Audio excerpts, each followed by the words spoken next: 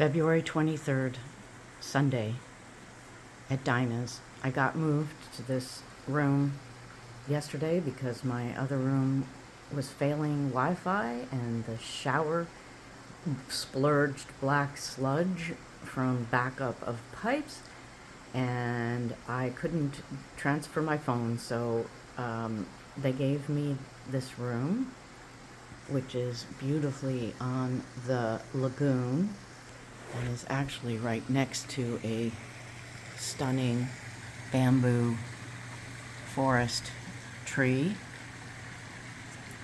And there are koi swimming around in the water. And there was also, just a bit ago while I was meditating, a hummingbird came to this tree, but also flitted. Oh, there she is. He or she. And it came just at the time that I was trying to figure out what to do about John, and I was connecting with John and his higher self and asking for our higher selves to connect with each other. And oh my gosh, you're such a beautiful bird. And John had given me, oh, there you are. Oh, there's the other one. I believe that's also a hummingbird over in the right side.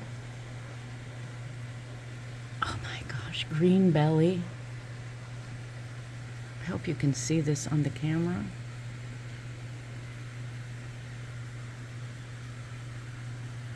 There's another. And as they flit around that tree and the little flowers fall into the water, and I was about to say that John gave me a piece of beautiful metal art of a hummingbird that sits in our window at home. And the hummingbird is extremely agile, as you can see. It can hover, and it flaps its wings in an entirely different way than any other bird to be able to hover like that. And when he was in middle school, he designed a aircraft that was a hovercraft, and with a maglev, and attempted to use some of the hummingbird technology of flight. But back to what brought tears to my eyes about this was that he is on this confusing space right now based on my visitation with him yesterday. And I'm going to move back over here so I can sit while I'm filming. And I also wanted to scan the room of my meditation space.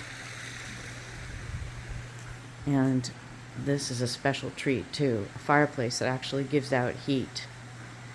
So it's a wonderful space. And I was doing my yoga practice for the first time fully today, after which I sat in this chair with my trusty, best favorite stones in my hands and saw the hummingbirds come as I was connecting with John's higher self. So back to the thought process or the insight that came from doing that meditation and seeing the hummingbirds. At the first, it was a solo bird just looking around, trying to find its nectar, looking at me at the window, literally hovering, right, looking at me. It was so amazing.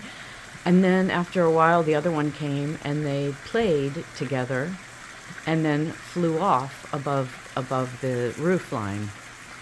And it felt like that I was appealing to John to let me help him with his transition doing some of the practices that I know are good at balancing the brain and the body, the things I've been learning over the many, many years and from my doctoral work on how to transform and grow into John 2.0, which he jokingly said, well, 5.0, because he knows this is not going to be easy.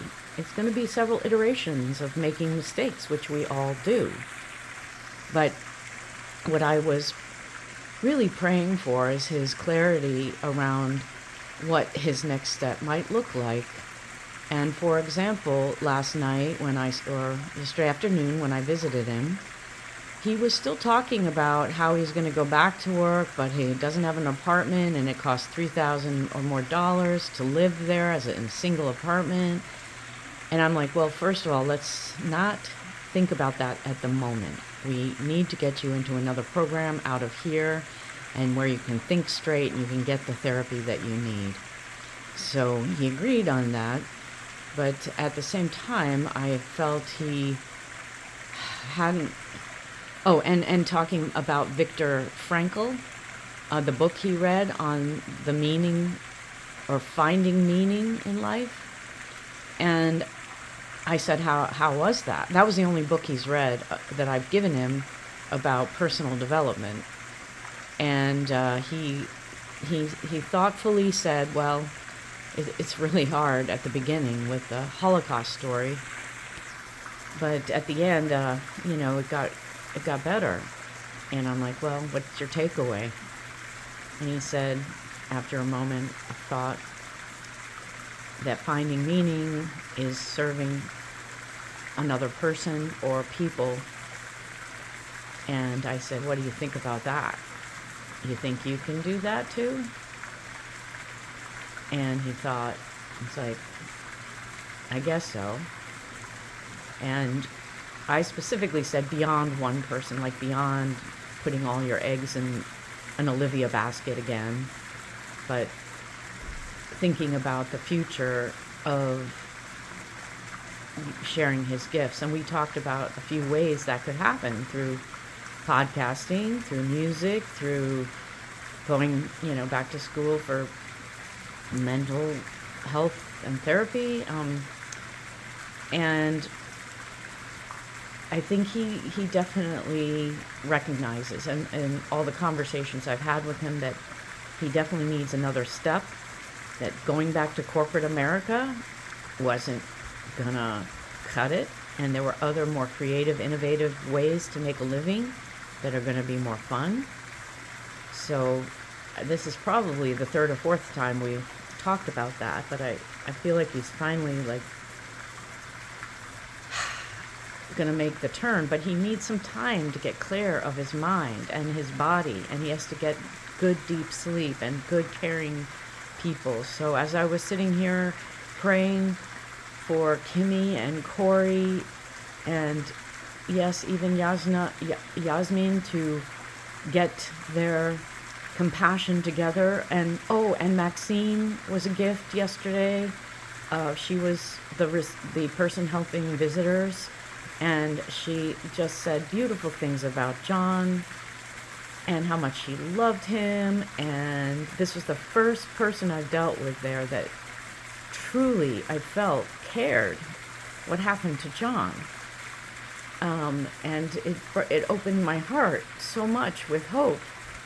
And she came over and talked to John and what was that music that you showed me that was so cool?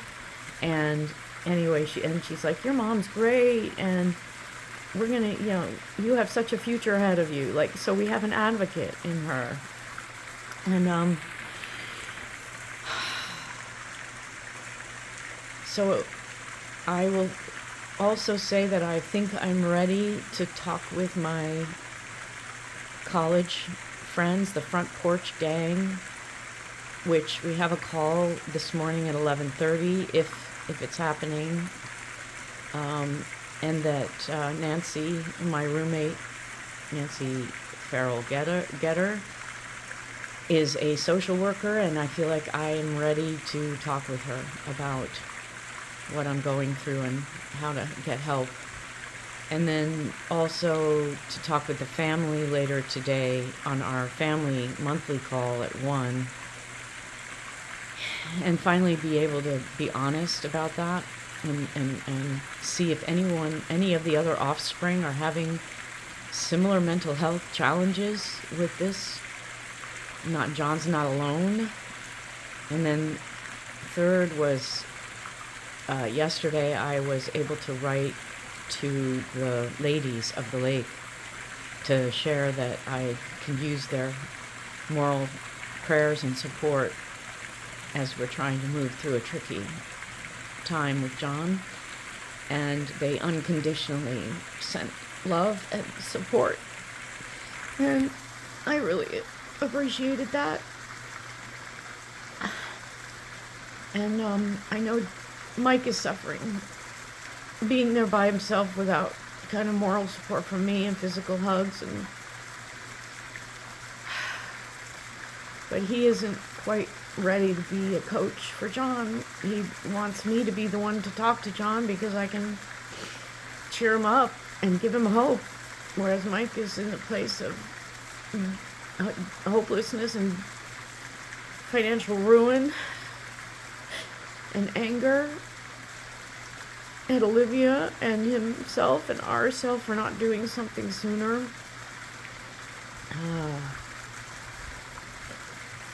So I'm just immensely grateful for this beautiful scene and my beautiful network of friends and family whose prayers can help John move to the next phase of wanting to live and wanting to grow. And there's that tireless hummingbird assuring me that that is the case. And sweet bird. And last night, over the last few days actually, there's been quite a bit of affirmation. Every time I look at the phone, it shows 1111 or 333 or master numbers that assure me that the universe is looking out for us and my prayers are being answered. And by the way, the number of the room that I'm in now is 403-7. And that's my learning number, my master number for my life. And I hope I'm doing a good job. I need to do some more research. There's the baby. Oh, thank you, bird. And thank you to Alma at the front desk for getting me this room and comping me.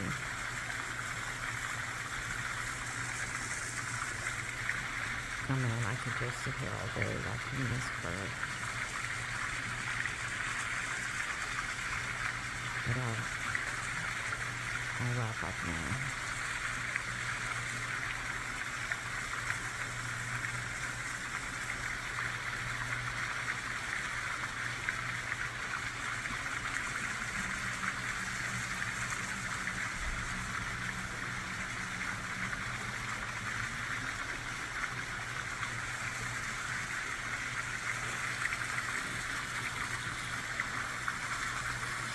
Many, many, many gratitudes for the healing waters of Diana's, healing waters and birds and ducks and fish of Diana's